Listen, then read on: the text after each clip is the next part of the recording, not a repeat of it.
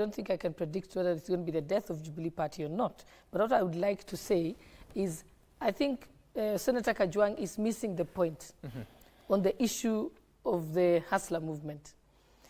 When we talk about, we're not talking about increasing wheelbarrows or increasing the number of border borders on our roads. Actually, it is a symbol for microeconomics. We are trying to say, let us stop focusing on the economy of the rich people, and instead the economy of the people at the lowest level. I'll give you an example. And so it's the symbolism. So we are not talking about just wheelbarrows. It's a symbol of what we'd like to do. I'll give you an example. Rivertex in Eldoret has a state-of-the-art machinery and can produce cotton. Can produce fabric very well. The only problem we are having is that the cotton, most of the cotton is imported from outside the country. So who's benefiting from that?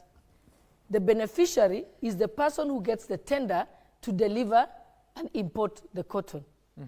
The hustler movement is saying, let us move away from that and begin to encourage small-scale growing of cotton, so that those small-scale farmers can be able to supply Rivertex with the cotton. But that hustler nation, if it is indeed a nation, is led by the deputy president, who is in government right now, the second most powerful person. Was it not possible to implement those very good thoughts that you have now?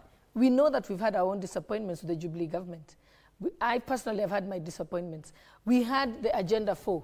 Nobody talks about Agenda 4 now. All we are talking about is BBI.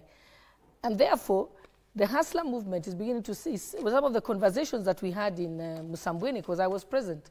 And we said, when there was the eight-point stimulus package that was announced by the president, to say, for example, they said that they are going to give a tax break of 5% to people on the pay-as-you-earn, right? But remember, you only talk about 1.7 million people who are employed. We are talking about 16 million people who are in the informal sector. So we want to change the conversation from talking about those who are paying taxes and have a salary, a formal salary, and go and talk about the majority who are actually unemployed or are working in the informal sector. When you say that some statements are being made to appeal to the masses, let me tell you something. It is the masses that vote. It is them that we should be serving. It is them that we must be speaking to. The Hustler movement is promising Kenyans to bring our agenda back on track. Remember, we all supported Jubilee because it had a manifesto. It had when they had the issue of affordable housing. And affordable housing was not about housing or building houses. It was about creating employment. Because for every house, there would be a plumber who would get a job. There would be electricians who would get jobs. There would be masons who would get jobs. There would be people who would be pushing, who would be doing the daily jobs in order at the construction site. So that was our agenda. Unfortunately, we are all disappointed that that did not happen. So we are telling Kenyans, we now have learnt our lesson. We are going to make sure that in 2022, we put someone in office who will come back and begin to talk about our agenda. Joblessness, we had promised jobs as Jubilee. That has not happened. We are disappointed. And we are brave enough to admit it and say, we are going to put our country back on track in 2022. We'll try and create those jobs. And everyone can see it. If you look at, I think, the BBI verification exercise, they advertised for 400 jobs. Do you know how many Kenyans applied? 150.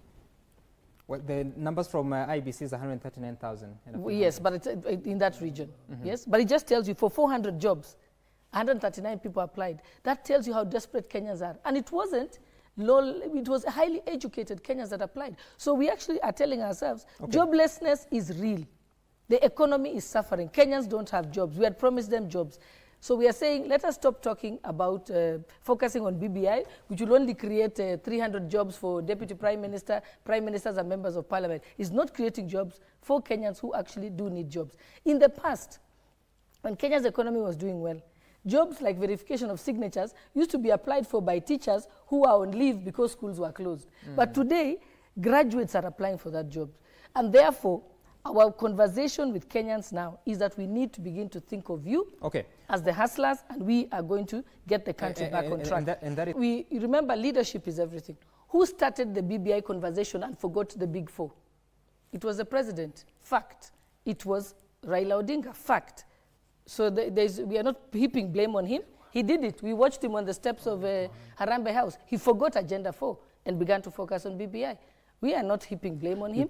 Okay, let's... On the letter by Senator Kang'ata, I can tell you clearly that it was deliberate and it was intended to test the waters. It's called creating the mood of acceptance.